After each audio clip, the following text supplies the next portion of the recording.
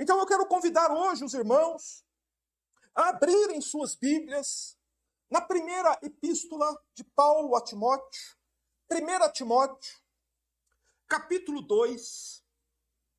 Quero convidar os irmãos a lermos alguns versículos nesta epístola. 1 Timóteo, capítulo 2, versículo 11. A partir do verso 11 até o verso 15, gostaria que os irmãos prestassem bastante atenção naquilo que está escrito na palavra do Senhor. Pois nos diz assim a Bíblia: a mulher deve aprender em silêncio, com toda a submissão. Pois não permito que a mulher ensine, nem que exerça autoridade sobre o homem, mas esteja em silêncio. Porque Adão foi criado primeiro e Eva depois. E Adão não foi enganado, mas a mulher que foi enganada e caiu em transgressão. Todavia ela será salva, dando à luz filhos, desde que permaneça com domínio próprio na fé, no amor e na santificação. Amém.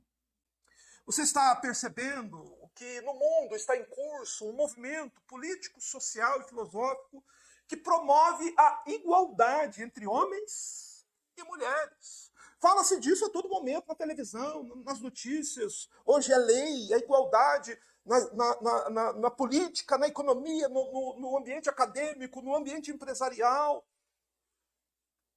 Porém, o que está acontecendo? Este movimento ele não vai parar apenas dando à mulher lugares de destaque na política, na economia, no campo acadêmico e empresarial. Não. O objetivo é exigir igualdade entre homens e mulheres na família e na igreja. É aí que a questão se torna um problema. É aí que a coisa complica. Mas quando que começou esse movimento de igualdade entre homens e mulheres?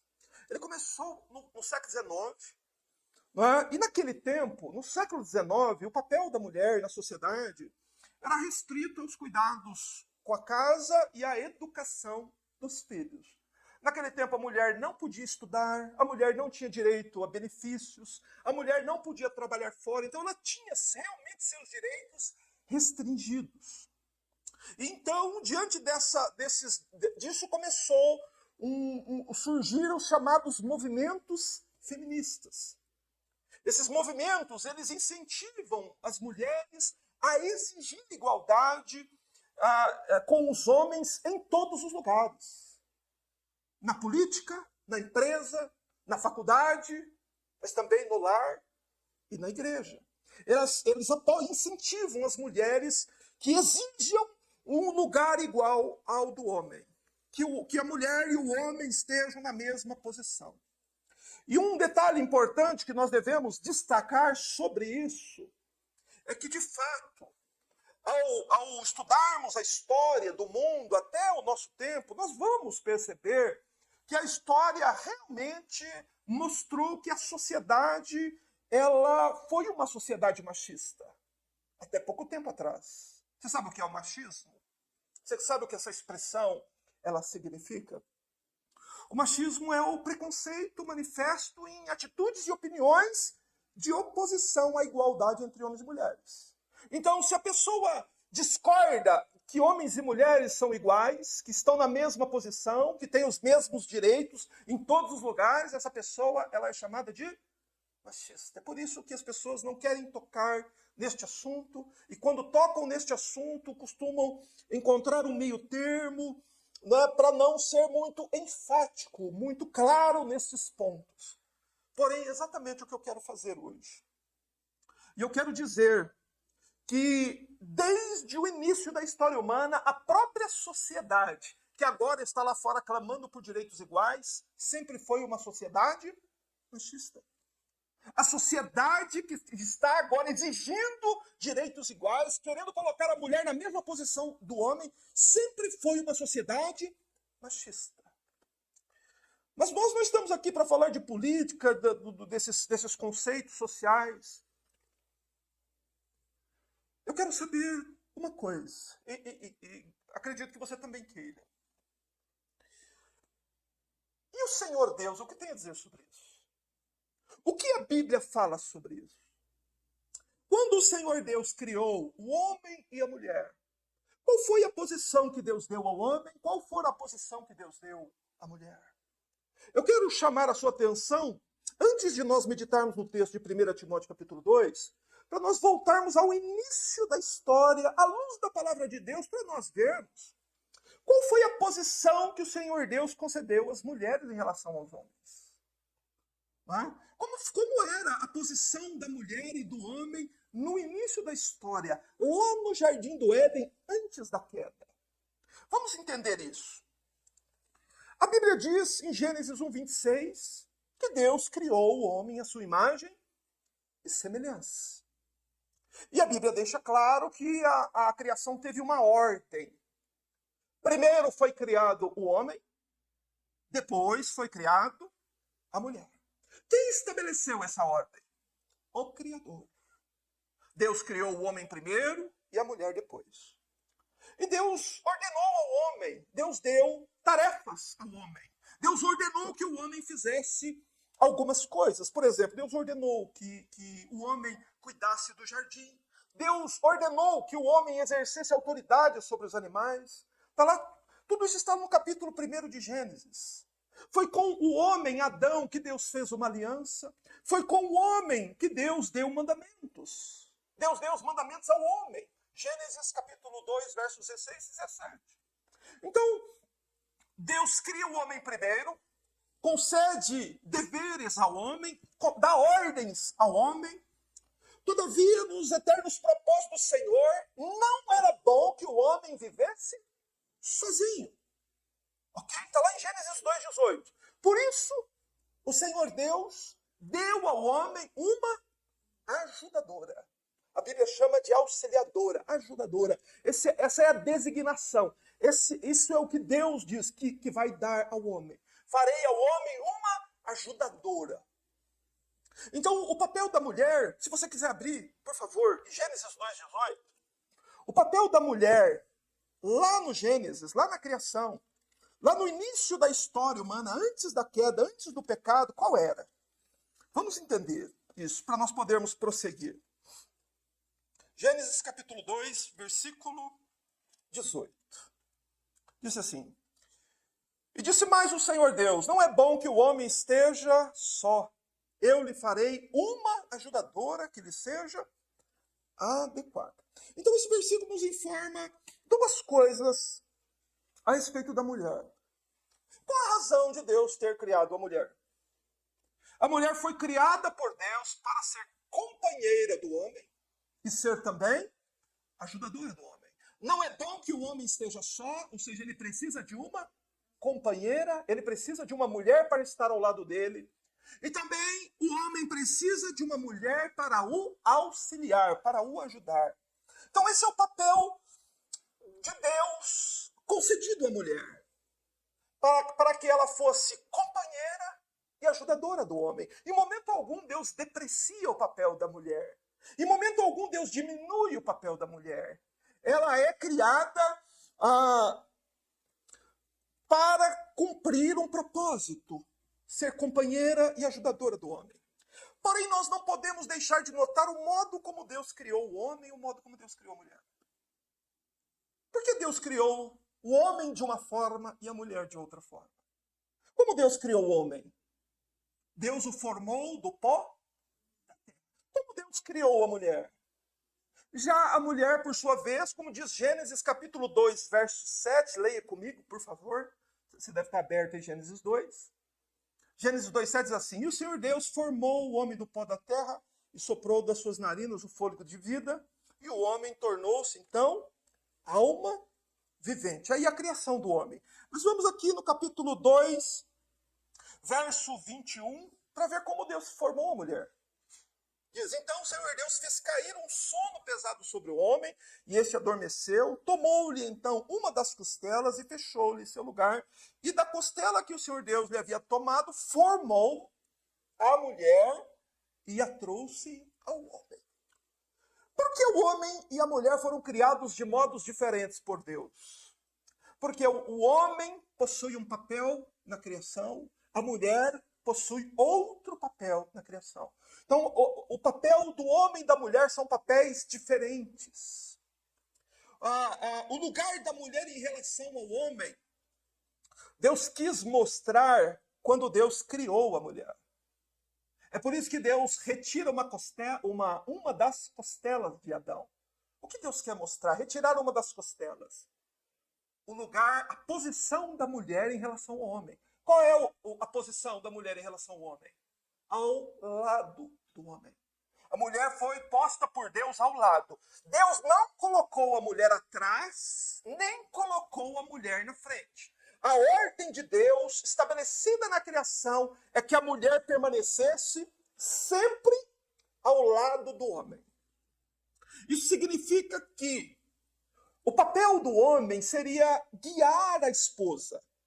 E o papel da esposa seria ser companheira e ajudadora do esposo. Vocês entenderam até aqui? Ficou claro? E qual a razão do homem criar, do Senhor Deus criar um homem e uma mulher? A razão da criação é óbvia. Para que eles se multiplicassem e enchessem a terra. Então Deus ali cria a primeira família. Deus institui a família formada de um homem e de uma mulher e concede ao homem um papel e à mulher um outro papel. A mulher deveria estar sempre ao lado do homem. Mas e se a mulher decidisse sair do lado do homem ou decidisse ir para frente do homem? O que poderia acontecer? Na verdade, é o que o capítulo 3 de Gênesis nos ensina. O capítulo 3 de Gênesis nos mostra uma imagem muito estranha. Nós não vamos ler, porque eu acredito que todos que me ouvem conhecem bem o conteúdo do capítulo 3 de Gênesis. É o episódio da queda do homem. Mas como é que começa esse capítulo? Começa com uma imagem muito estranha, que foge da ordem que Deus havia estabelecido. A mulher estava sozinha. Por isso a serpente foi junto da mulher. O que foi que Eva fez? Eva se afastou de Adão por um minuto, por um momento. Por alguma razão, ao invés de estar junto com seu esposo, ao lado dele e o ajudando, o que a mulher resolveu fazer? Resolveu, por alguma razão, se afastar dele. E foi neste momento que a mulher estava sozinha, que o diabo veio e instigou a mulher a fazer o quê? O diabo instigou a mulher para que ela assumisse o controle e liderasse o seu marido. Por isso que ela, enganada, ela toma o fruto e a Bíblia diz que ela dá o fruto ao marido e o marido deixa que sua mulher o conduza. Houve uma inversão dos papéis na queda. A mulher que deveria ser governada pelo homem, na queda é mostrada governando o homem. Qual é o resultado? O pecado entra no mundo. Mas então, diante do pecado, diante da atitude de Eva, houveram consequências. Pecado traz consequências. Quais foram as consequências para Eva? Preste atenção. Gênesis capítulo 3, verso 16. Vamos focar apenas na questão da mulher. Gênesis 3,16 mostra as consequências que o pecado trouxe para Eva e todas as suas descendentes. Aqui em casa eu tenho 2 descendentes dela. Vamos ver quais foram as consequências. Verso 16, por favor. E disse para a mulher: multiplicarei grandemente a tua dor da gravidez, com dor dará à luz a filhos, o teu desejo será para o teu marido e ele te dominará. Veja que agora, essa é uma declaração de Deus direta dado à mulher, e como consequência daquilo que a mulher fez, como consequência do pecado de Eva, o papel da mulher em relação ao homem, ele é alterado. Deus altera aqui a posição da mulher em relação aos homens. E esta alteração não foi feita pelos homens. Quem foi que alterou o papel da mulher? Foi o próprio Deus. Mas será que há como fugir dessas consequências? Bem, você pode perguntar para toda mulher que já ficou grávida. Ela teve gravidez sem dor? Toda gravidez tem dores. E a primeira consequência é essa: multiplicarei grandemente a tua dor na gravidez. Então, isso é uma consequência do pecado. E eu te faço uma pergunta. Essa consequência permanece até hoje? Até hoje, as mulheres que estão nesse momento lá nos hospitais, gerando filhos, estão gerando seus filhos sem dores? Ou com dores? Com dores. E por quê? Por causa da consequência do pecado de Eva.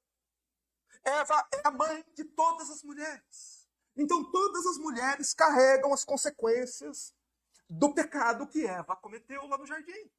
Dentre eles, essa questão da dor na concepção. Na hora de dar à luz, a mulher sente muitas dores. Certo? Essa consequência não foi passageira, essa consequência não foi só para as mulheres do Antigo Testamento, essa consequência não foi só para os tempos bíblicos, ela permanece até hoje. Ok? O Senhor Deus diz também, no meio do verso 16, aí, parte B, diz: com dor dará luz ao filho, e preste atenção nessa parte final. O teu desejo será para o teu marido, e ele te dominará.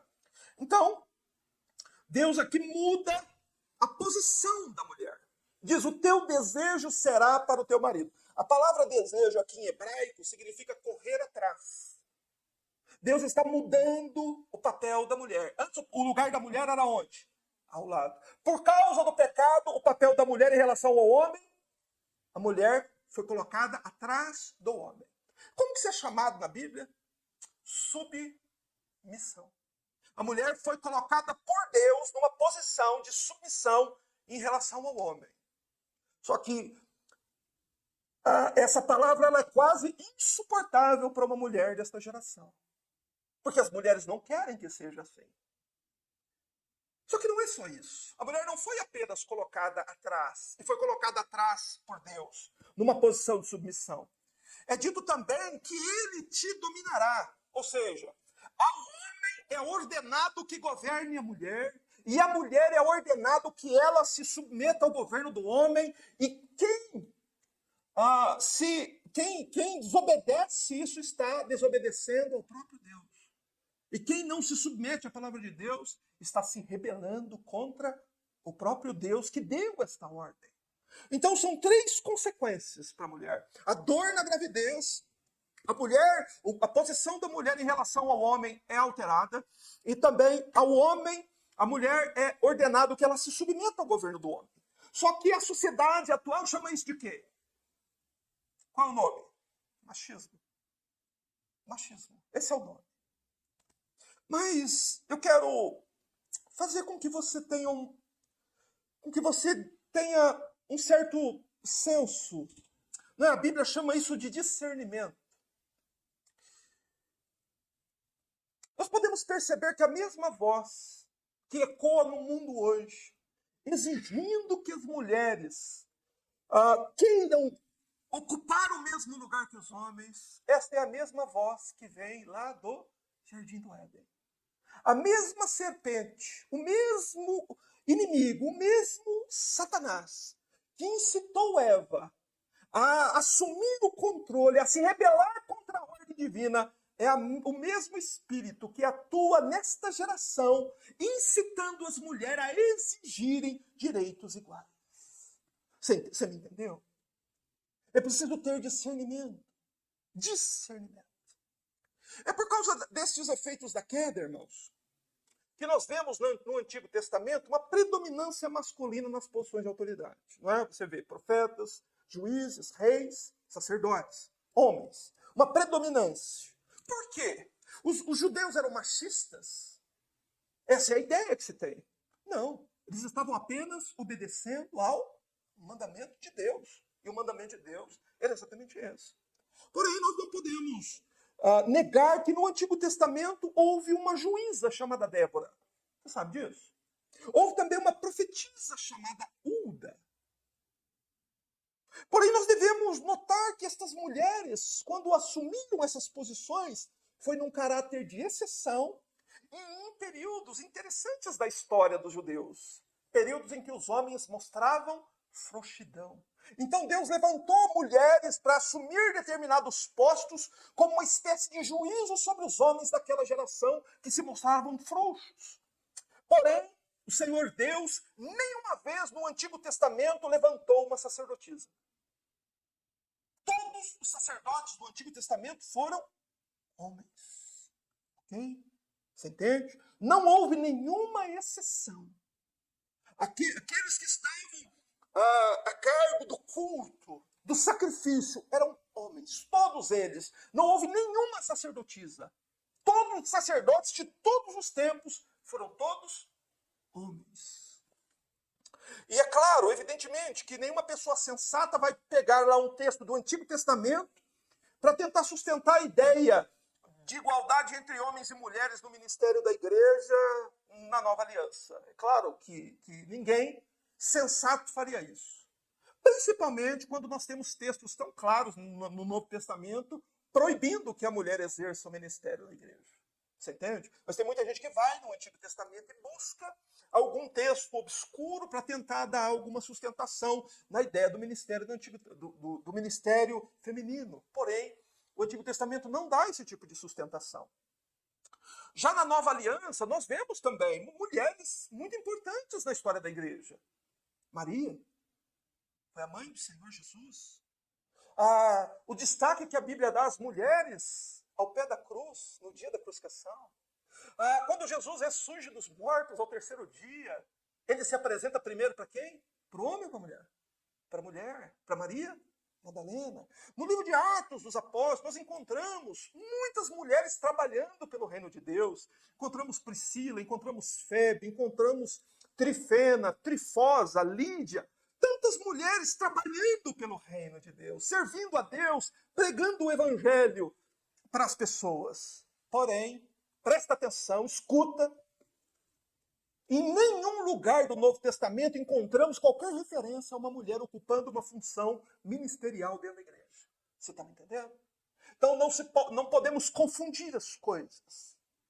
Eu quero dizer o seguinte: a Bíblia desconhece qualquer referência de mulheres exercendo o ministério sacerdotal no Antigo Testamento.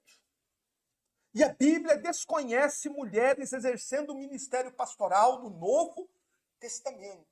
Nem mesmo ocupando cargos de liderança da igreja. Não temos nenhum caso de nenhuma mulher em todo o Novo Testamento.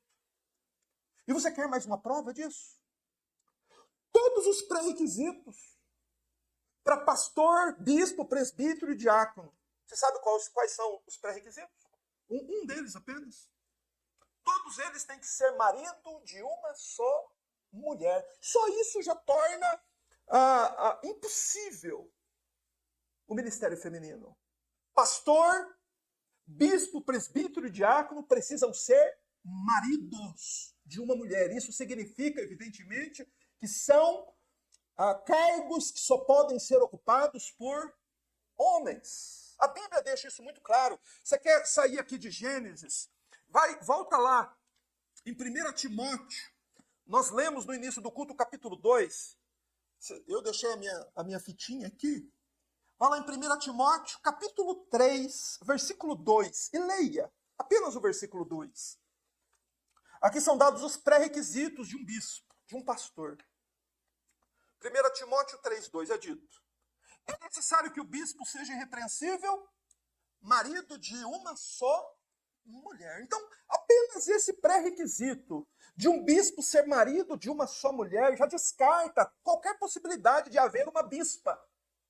Você entende? Irmão, seja coerente com aquilo que a Bíblia está dizendo. E além de todos os fatos bíblicos, de toda a história bíblica, de Gênesis até o fim da Bíblia, nós temos ainda 2000 anos de história da igreja.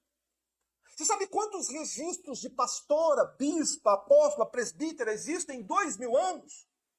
Nenhum. Isso começou a acontecer há apenas poucas décadas. 2000 anos de história da igreja.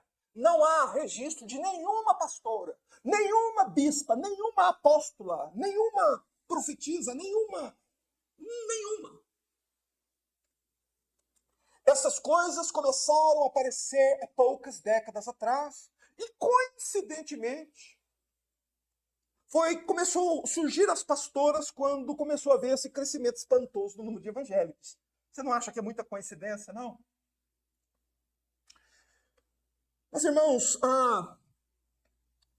as pessoas que sustentam, que tentam sustentar essa tese, elas têm ideias que parecem coerentes.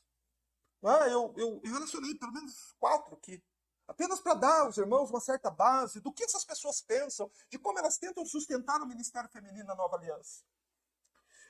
Em primeiro lugar, eles dizem que as proibições bíblicas, como Paulo dá aqui em 1 Timóteo 2,11, que Paulo proíbe a mulher de ensinar na igreja, era apenas para a igreja primitiva. Que essa proibição era só lá no tempo de Paulo, só para a igreja lá, só para os tempos de Paulo e Timóteo, que não se aplicam a nós. Você concorda com isso? Você acredita que há algo escrito na Bíblia que não se aplica a você? Que não se aplica à igreja da nossa geração essa proibição? Pois se o próprio Cristo diz que o céu e a terra passarão, mas as palavras dele não iriam passar. A palavra de Deus é atemporal, irmãos. E ela permanece de pé em todo o tempo. Enquanto o mundo existir, a mulher deve aprender em silêncio, com toda submissão, como ordena a palavra de Deus.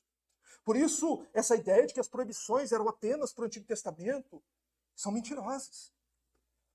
Eu ouvi uma vez uma dessas chamadas pastoras dizer que quando Paulo escreveu esse segundo capítulo da epístola a Timóteo, dessa proibição das mulheres exercerem o cargo de pregadoras na igreja, Paulo ali estava sendo influenciado pela cultura farisaica dele.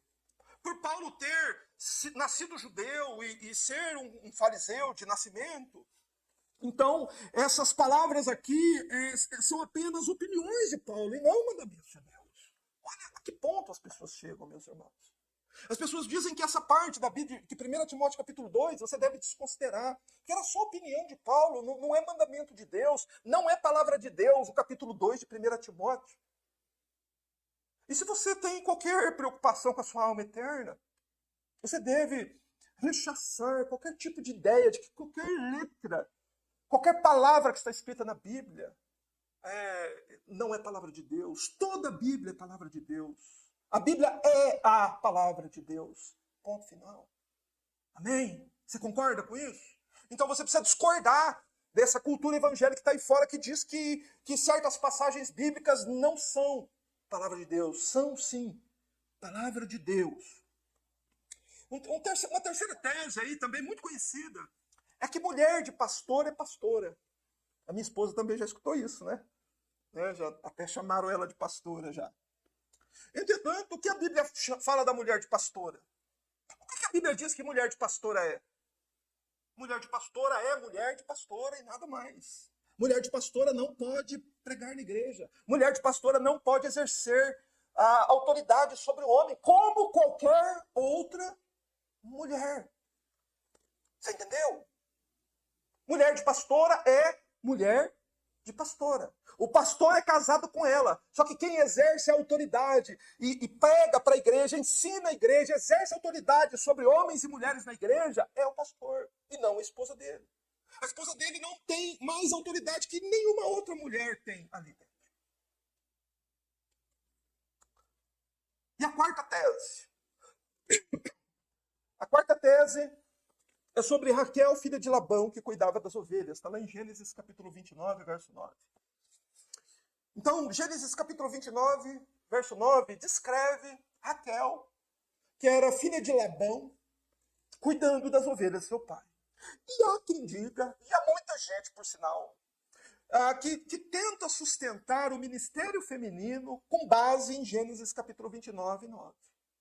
Que Gênesis 29, 9 é a base bíblica para sustentar que mulher pode ser pastora. Ô, amados, só que nós nunca devemos confundir aquilo que a Bíblia descreve com aquilo que a Bíblia prescreve. Eu vou repetir.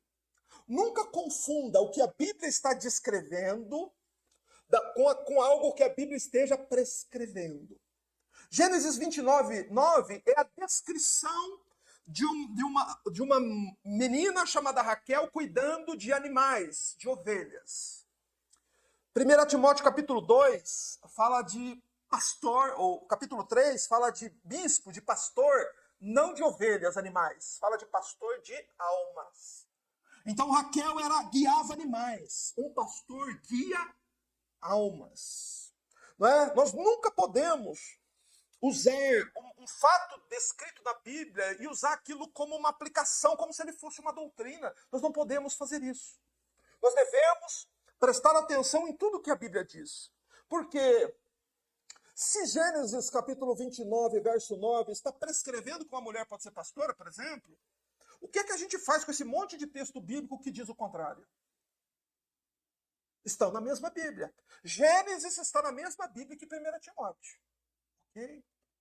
Então, entenda que a gente precisa compreender que as pessoas, quando estão agarradas ao seu pecado e querem fazer o que é errado, e querem desobedecer a palavra de Deus, elas arrumam qualquer pretexto para fazer. Tá certo? Porém, agora eu quero chamar você para ouvir o que a Bíblia diz. Nós já ouvimos o que aconteceu lá no jardim, o Antigo Testamento, o papel das mulheres no Novo Testamento, as teses que as pessoas tentam sustentar para que a mulher seja pastora. Mas então vamos ouvir agora pelo menos uma passagem que fala a respeito disso. Fala da posição da mulher dentro da igreja. 1 Timóteo capítulo 2, verso 11. Diz assim: e a mulher deve aprender em silêncio. 1 Timóteo é uma carta pastoral. Nesse capítulo, no capítulo 2, Paulo está falando sobre o procedimento no culto público da igreja. Como é que tem que ser um culto público? Num culto onde há homens e mulheres reunidos e a palavra de Deus está sendo pregada. Qual deve ser o comportamento de uma mulher num culto público onde a palavra de Deus está sendo pregada? Qual é a posição da mulher? A mulher pode ensinar? A mulher vai ao culto para ensinar? Não, Paulo diz, a mulher deve aprender. O que Paulo está dizendo é o seguinte: a mulher vai ao culto não para ensinar, a mulher vai ao culto para aprender. E aprender não de qualquer modo, aprender em silêncio. Então entenda que o Espírito Santo diz através da Bíblia que no culto público apenas homens oram e ensinam a palavra de Deus. Aqui no verso 8 você vai encontrar isso. Paulo dizendo, quero que os homens orem em todo lugar, levantando mãos santas, sem ódio nem discórdia. Paulo está falando do culto público. Num culto público, mulher não pode orar. Num culto público, mulher não pode também pregar. Num culto público, a mulher deve aprender em silêncio. É isso que a Bíblia diz. E há alguns aspectos importantes aqui. O primeiro é que isso é tão contrário ao que nós estamos vendo nas igrejas evangélicas, que parece surreal o que Paulo está dizendo. Não parece? Às vezes você chega num lugar desse chamado de igreja, que as veias aqui da garganta da mulher lá tá estufando, parece que vai explodir de tão... A Bíblia diz que a mulher não deve ensinar. A Bíblia diz que a mulher deve aprender em silêncio. Por isso eu exorto a todos que me ouvem, leiam e releiam o que a Bíblia diz. Isso é um mandamento de Deus, irmãos. Que você não pode transgredir. Que mulheres não vão à igreja para ensinar, para exortar ninguém. A mulher vai na igreja para aprender. E um outro detalhe importante. Culto é lugar de aprender, irmãos. Culto não é para você pular. Culto não é lugar de gritar. Culto é lugar de aprender, e aprender como? Olhe para o texto, por favor. A mulher deve aprender em silêncio. Culto é ambiente silencioso. A igreja canta. As mulheres louvam junto com a congregação. Mas quando uma oração vai ser feita, essa oração vai ser feita por um varão. Quando alguém vai abrir a Bíblia e ensinar a Bíblia, isso só pode ser feito por um homem. Essa é a posição que o Senhor estabeleceu para a sua igreja. Mas Paulo vai ainda mais fundo nessa questão. Ele diz que a mulher deve aprender em silêncio com toda a submissão. Por que Paulo usa esse termo aqui? Paulo está citando a consequência da queda, lá de Gênesis 3,16. Lembra que Deus disse que com dores dará a luz ao filho? e que o teu desejo será para o seu marido e ele te governará. Não, a mulher deve se colocar numa posição de submissão diante do marido. Paulo está citando aqui a consequência da queda. Paulo está dizendo, é assim por causa do mandamento que Deus deu lá no jardim do Éden. Aquele mandamento, assim como a dor que a mulher sente ao dar à luz, permanece de pé até hoje. E então, depois de dizer isso, de ordenar a posição da mulher dentro do culto, o que Paulo faz? Paulo então faz uma proibição clara de que a mulher não pode ensinar na igreja. Leia o verso 12. Pois não permito que a mulher ensine, nem que exerça autoridade sobre o homem, mas esteja em silêncio. Meus amados, essa não é uma opinião de Paulo. Esse é um mandamento do Senhor Jesus. O Senhor ordenou isso à igreja. Você quer conferir isso? Por favor. Você abra a sua Bíblia aí, um instante, apenas leia comigo. 1 Coríntios, capítulo 14, versículos 34 a 38, apenas leia essas palavras, marque aí na sua Bíblia e depois medite sobre elas. Paulo diz assim, não permito que a mulher ensine, mas Paulo não está dando aqui uma opinião, ele está passando, transmitindo à igreja o mandamento do Senhor, que está lá em 1 Coríntios, capítulo 14, versos 34 e 37. Você abriu? Você conseguiu abrir? Está, pois diz assim, as mulheres devem permanecer caladas nas igrejas, porque não lhes é permitido falar, mas estejam submissas, como também a lei ordena. Se quiserem aprender alguma coisa, perguntem em casa ao marido, porque para a mulher é vergonhoso falar na igreja. Acaso foi de vós que a palavra de Deus saiu ou ela veio somente de vós? Preste atenção no verso 37.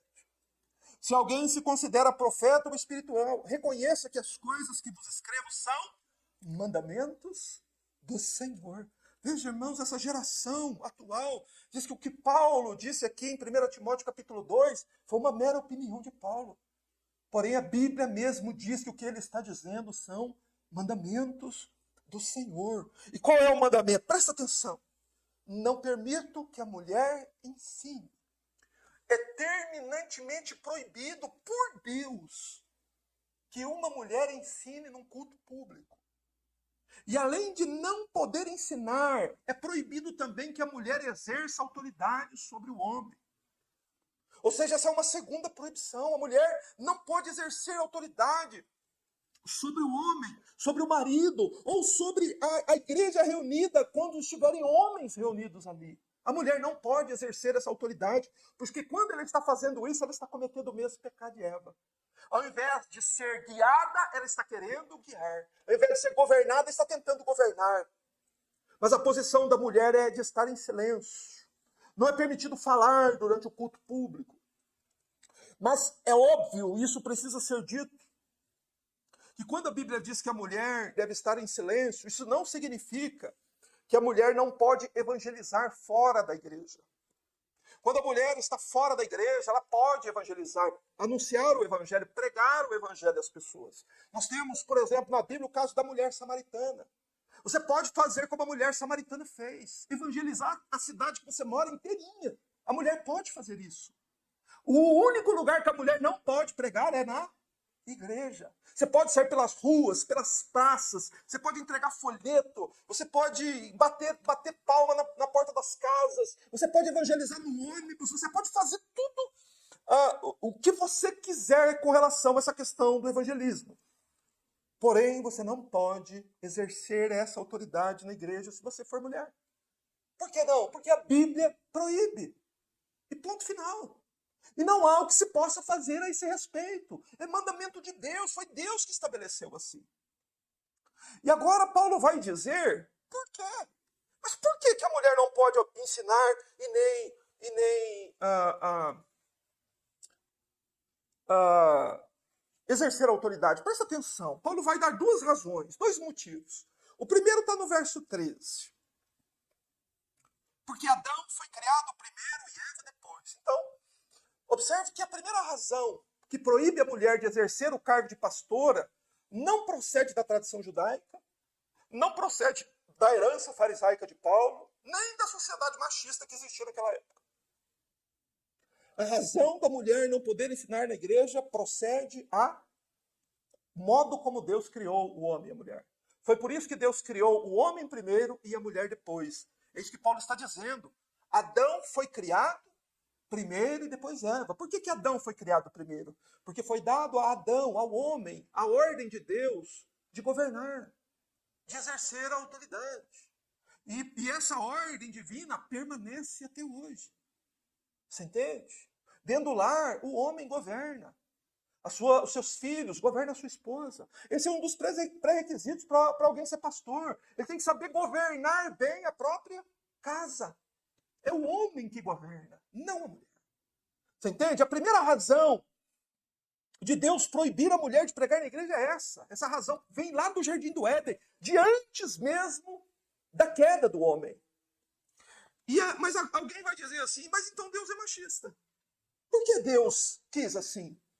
Por que Deus escolheu dar o lugar de autoridade para o homem e o lugar de ajudador à mulher? Por que Deus decidiu fazer assim? Meus irmãos, Deus o fez por sua livre e soberana vontade. Você sabe qual é a resposta de Deus para quando as pessoas disserem assim, mas então Deus é machista. Mas então Deus colocou a mulher numa posição abaixo do homem. E a resposta é a seguinte, meus queridos. Deus criou todas as coisas conforme o conselho da vontade dele. E ele simplesmente não deve nenhuma explicação, nem a mim, nem a você. A nós cabe, diante da ordem divina, dobrar os nossos joelhos e dizer amém, Senhor. Amém a sua palavra. Eu sou homem, eu exerço, eu obedeço a ordem que Deus me deu como homem. Se eu sou mulher, eu me dobro diante da ordem que Deus concedeu às mulheres. E ponto final. Só que quem é que vai instigar a mulher a querer ocupar a posição do homem? Quem é que tem esse desejo? Quem é que faz isso desde a queda? Satanás. Então, se há aí no coração de alguma irmã, se há aí no coração de alguém alguma oposição quanto à ordem de Deus, alguma insubordinação quanto àquilo que Deus prescreve em sua palavra, essa é a própria ação do maligno no coração do ser humano. E o diabo faz exatamente isso mesmo. Tenta colocar o homem em franca oposição à palavra de Deus. Então, o verso 13, ele nos mostra que o fato de Paulo proibir o chamado ministério feminino se baseia, em primeiro lugar, na criação. Então, se isso foi estabelecido na criação, isso permanece em vigor enquanto o mundo continuar existindo. Mas há uma segunda razão, que está aí no verso 14. Não foi apenas por causa da criação, há uma segunda razão, que está aí no verso 15. Ele diz, a segunda razão, no verso 14, diz: e Adão não foi enganado, mas a mulher é que foi enganada e caiu em transgressão. Esse verso merece toda a nossa atenção. Porque Paulo diz que Adão não foi enganado. Mas o que aqui a Bíblia quer dizer com isso? A Bíblia não quer dizer que Adão não foi enganado de modo algum. Mas o que Paulo quer dizer aqui é que Adão foi enganado de um modo diferente do modo com que Eva foi enganada. Eva foi enganada diretamente pelo diabo. Okay? E Adão foi enganado porque ele deu ouvidos a Eva. Você entendeu? Por isso que o homem não deve aprender de mulher. Mulheres são um vaso mais fraco. O que quer dizer isso? Por que a Bíblia diz que a mulher é o vaso mais fraco? Mulher é mais suscetível ao engano do diabo. Foi a mulher que inverteu os papéis lá no jardim. Ela assumiu o controle. E então foi enganada por Adão. Então Adão se deixou conduzir pela mulher. E o que foi que isso produziu? O pecado entrou no mundo. Mas todas as vezes que isso acontecer, isso vai resultar em pecado. Em vez da mulher ser conduzida, ela quis conduzir. Não é? Por isso que ele diz, Adão não foi enganado, mas a mulher é que foi enganada e caiu em transgressão. Houve uma inversão nos papéis no episódio da queda. Antes da queda, o lugar da mulher era ao lado do homem. Mas na queda, em que posição que a mulher estava? À frente do homem. Isso levou Adão e Eva ao pecado. Por isso uma mulher não pode ser pastora. Ela nunca pode vir e se colocar à frente do homem. Porque ela sempre vai estar numa posição de rebeldia contra o que Deus estabeleceu. E isso inevitavelmente levará ao pecado e à desobediência. Mas, então, se a mulher não pode ensinar, não pode exercer autoridade, isso quer dizer que ela não pode ensinar ninguém?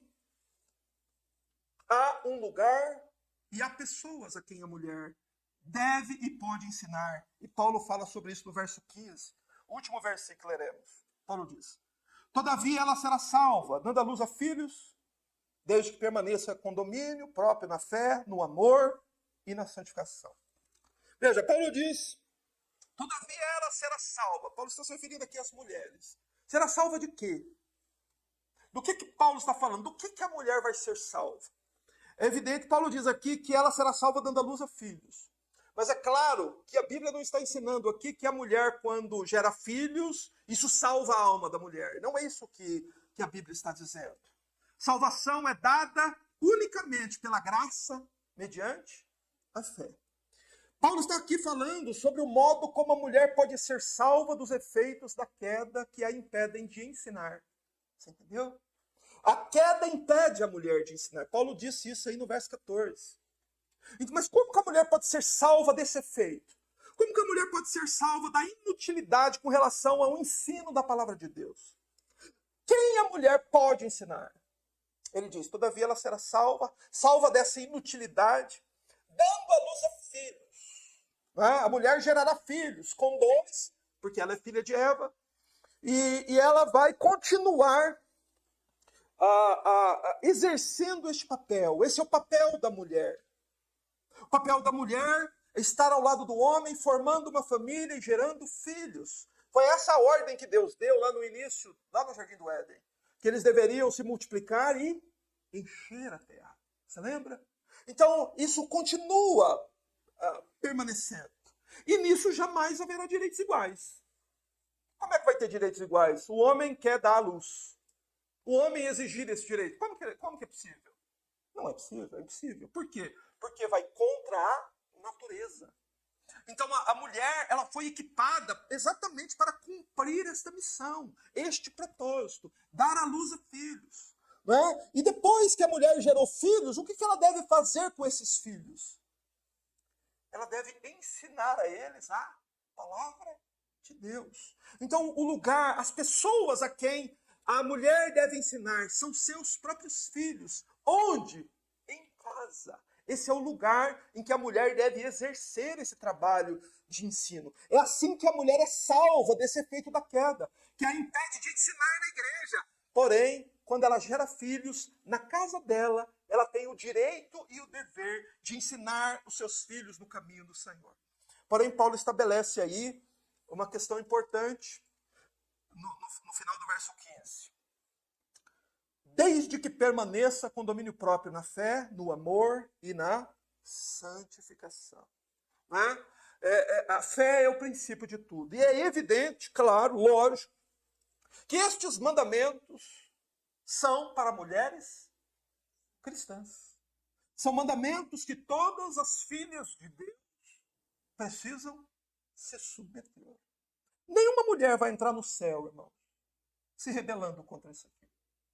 Nenhuma mulher vai entrar no céu indo na igreja ensinar ao invés de aprender. Nenhuma mulher vai entrar no céu sem se submeter, sem se colocar na posição que Deus ordenou que ela estivesse. A fé está inclusa nisso. Você tem fé? Então você creia naquilo que a Bíblia diz. Em tudo aquilo que a Bíblia diz. E a Bíblia diz que a mulher deve aprender em silêncio, com toda a submissão. Sabe, irmãos, o caminho da salvação, tanto para o homem quanto para a mulher, exige fé, exige esforço e exige perseverança na santificação. A mulher precisa, igualmente, se santificar. Eu quero concluir aqui a minha pregação dizendo o seguinte: 3 pontos.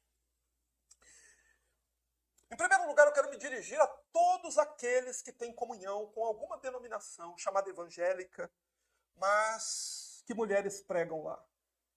Eu te exorto solenemente diante de Deus e do Senhor Jesus Cristo, que você se desligue dessa denominação e que você ore a Deus para que você seja conduzido a uma igreja bíblica, onde lá exista um pastor ensinando.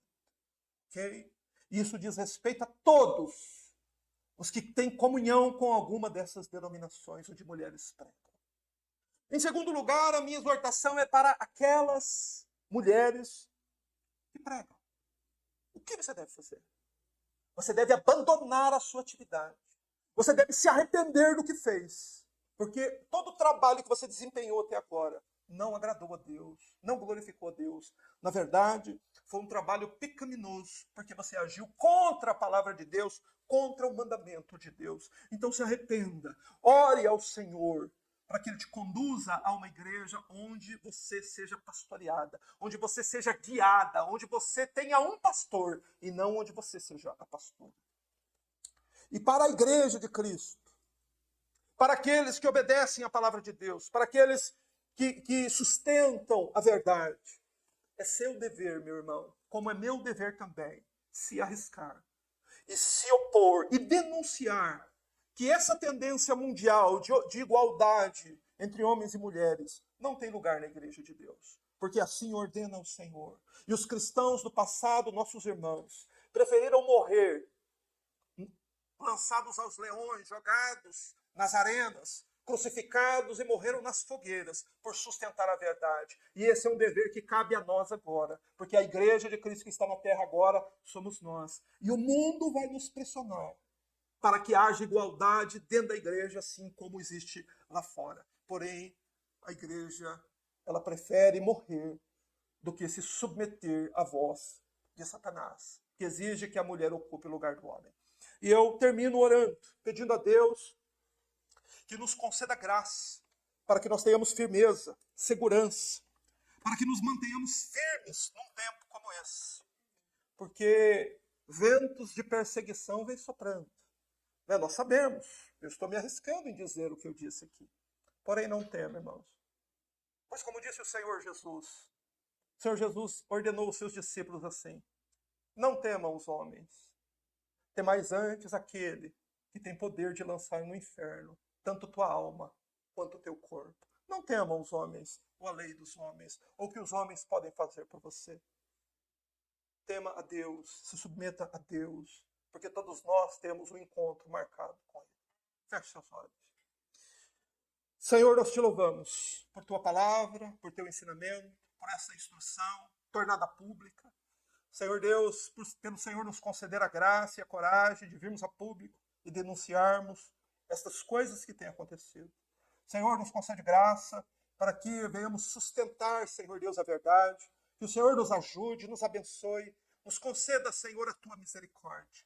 Abençoa também, Senhor, aqueles que porventura estão ligados a alguma destas denominações. Senhor, para que se retirem, para que se afastem. Senhor, para que busquem o caminho reto, o caminho da obediência à palavra de Deus. E que o Senhor nos conceda misericórdia. Abençoa-nos a todos, Senhor. Sustenta a tua igreja, sustenta o teu povo, concedendo-nos tua graça. Nós oramos e bendizemos assim o teu nome, em nome do Senhor Jesus. Amém.